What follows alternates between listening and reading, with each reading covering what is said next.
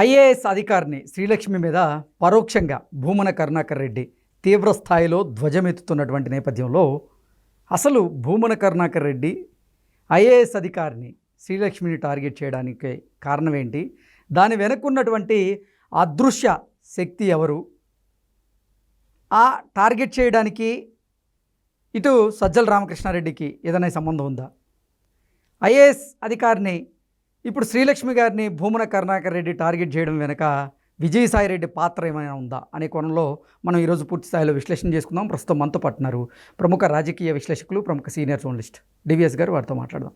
Sir నమస్తే. Sir నమస్తే. IAS అధికారిని శ్రీలక్ష్మిని పరోక్షంగా ఇప్పుడు భూమన కరుణాకర్ రెడ్డి టార్గెట్ చేస్తూ ఉన్నారు. తీవ్ర స్థాయిలో ఆవిడ మీద ధ్వజమెత్తూ ఉన్నారు. 35 సంవత్సరాలుగా ఆవిడ సర్వీస్ చేస్తూ వేల కోట్ల రూపాయలు లూటీ చేశారంటూ కూడా పరుష పదయాలంతో ఆవిడ మీద ఆయన తీవ్ర స్థాయిలో ధ్వజమెత్తుతున్నటువంటి నేపథ్యంలో ఆయన ఇప్పుడు శ్రీలక్ష్మి గారిని టార్గెట్ చేయడం వెనక ఎవరున్నారు, దానికి కారణం ఏంటి, ఏ అదృశ్య శక్తి దాగి ఉంది వెనక అంటే ఏం చెప్తారు sir? Bhumana Karunakar Reddy versus BR Naidu, అది ఒక ఎపిసోడ్. టీటీడీ మరి అక్కడ తిరుమల తిరుపతి దేవస్థానం గత 10 నెలలుగా వాళ్ళిద్దరి మధ్య యుద్ధం. అట్లాంటిది సడన్గా ఏది ఉరుములేని పిడుగులాగా మరి భూమన కరుణాకర్ రెడ్డి శ్రీలక్ష్మిపై పట్టం ఏంటి ఇక్కడ? ఇది అసలు ఆ లోపల ఏం జరిగింది? అందరికీ వాళ్ళ ఆసక్తి ఏంటంటే భూమన కరుణాకర్ రెడ్డి నిజంగానే శ్రీలక్ష్మి పైన ఫైర్ అయ్యాడా, జగన్మోహన్ రెడ్డే శ్రీలక్ష్మిపైకి భూమనని ఎగదోశాడా? ఓకే, దీని వెనక జగన్మోహన్ రెడ్డి పాత్ర ఏంటి అంటే ఇప్పుడు ఐఏఎస్ అధికారిని అయినటువంటి శ్రీలక్ష్మి గారి మీద భూమన కరుణాకర్ రెడ్డి విమర్శలు చేయడం వెనక జగన్మోహన్ రెడ్డి హస్తం ఉందంటారా? జగన్ ఆజ్ఞ లేనిదే భూమన కొడతాడా? ఓకే, ఇప్పుడు ఎవరు ఆజ్ఞ లేకపోతే చీమైనా కొట్టదంటారు. ఇప్పుడు జగన్ ఆజ్ఞ లేనిదే భూమన ఎవరిని కొడతాడు? అక్కడ మనం తీసుకున్నట్లయితే జగన్మోహన్ రెడ్డే భూమన ద్వారా శ్రీలక్ష్మిపైకి ధ్వజమెత్తారు. కారణం ఏంటి సార్? ఇప్పుడు మీరు అన్నారు ఇద్దరు వీర విధేయులే అన్నారు. ఇద్దరు వీర విధేయులే కాదు, అసలు మరి భూమన కరుణాకర్ రెడ్డి జగన్కి సమీప బంధువు. వాళ్ళ తాత శిష్యుడు రాజారెడ్డి, రాజశేఖర్ రెడ్డి, మరి జగన్మోహన్ రెడ్డి.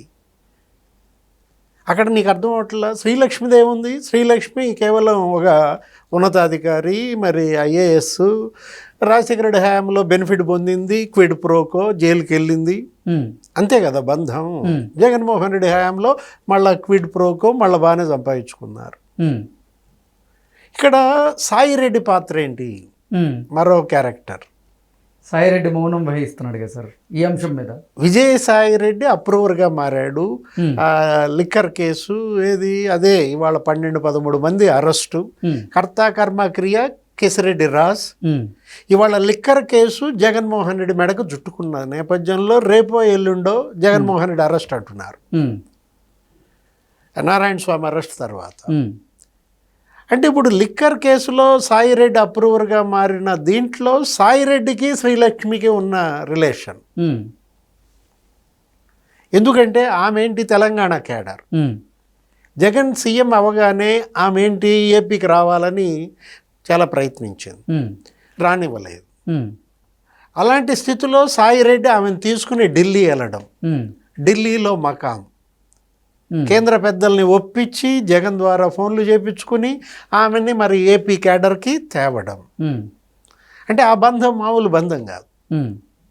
అంటే సాయిరెడ్డి శ్రీలక్ష్మి, సాయిరెడ్డి ఇన్ఫ్లుయెన్స్తో శ్రీలక్ష్మి కూడా అప్రూవర్గా మారిందా, మారుతోందా? సాయిరెడ్డి అంత డ్యామేజ్ చేశాడో రేపు శ్రీలక్ష్మి అంతకు రెట్టింపు డ్యామేజ్ చేస్తుందన్న భయంతో జగన్మోహన్ రెడ్డి భూమనని ఉసిగొల్పాడా శ్రీలక్ష్మి మీదకి? ఇక్కడ మనకి కనపడుతున్న లింకులు కనుక చూసినట్లయితే టీడీఆర్ స్కామ్, 10,000 కోట్ల స్కామ్. అది ఏది మరి పట్టణాలన్నిటిలో 74-75 పట్టణాల్లో మున్సిపల్ కార్పొరేషన్లో పెద్ద ఎత్తున జగన్మోహన్ రెడ్డి 5 ఏళ్లలో టీడీఆర్ బాండ్స్ అక్రమాలు. ఒక్క తణుకు మున్సిపాలిటీలో కారుమూరి నాగేశ్వరరావు 700 కోట్లు కొట్టారు. ఉమ్. ఎంత తణుకు మున్సిపాలిటీ? చిన్న మున్సిపాలిటీ తణుకులో టీడీఆర్ బాండ్స్ 700 కోట్లు కాజేశారు. ఉమ్.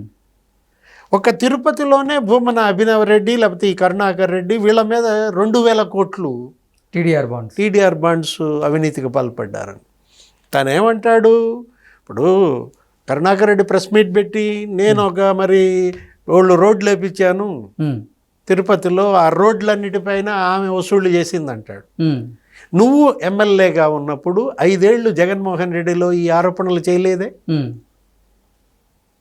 ఇవాళ భూమన కరుణాకర్ రెడ్డి ఓడిపోయిన తర్వాత, జగన్ దిగిపోయిన తర్వాత 14 నెలలకు నోరు తెరిచి శ్రీలక్ష్మి మీద పడితే, నిజంగా శ్రీలక్ష్మి అంత లంకిని తాటకి మంత్రులు పూచిక పుల్లల్లాగా తీసేసింది, ఇన్ని వేల కోట్ల అవినీతికి పాల్పడింది అనుకున్నప్పుడు నువ్వు ఎమ్మెల్యేగా ఉన్నావు, జగన్ సీఎంగా ఉన్నాడు, అప్పుడు ఎందుకని మరి భూమన విమర్శలు చేయలేదు?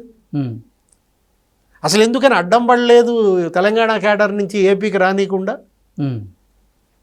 ఇక్కడ మనకు అనిపిస్తోంది ఏంటి అసలు ఏం జరిగింది? తన కొడుకుని రక్షించుకోవడానికి అసలు భూమనే అప్రూవర్గా మారుతున్నాడా? ఓకే, మరొక కోణం. ఇప్పుడు శ్రీలక్ష్మి అప్రూవర్గా మారుతోందనేది ఒక యాంగిల్.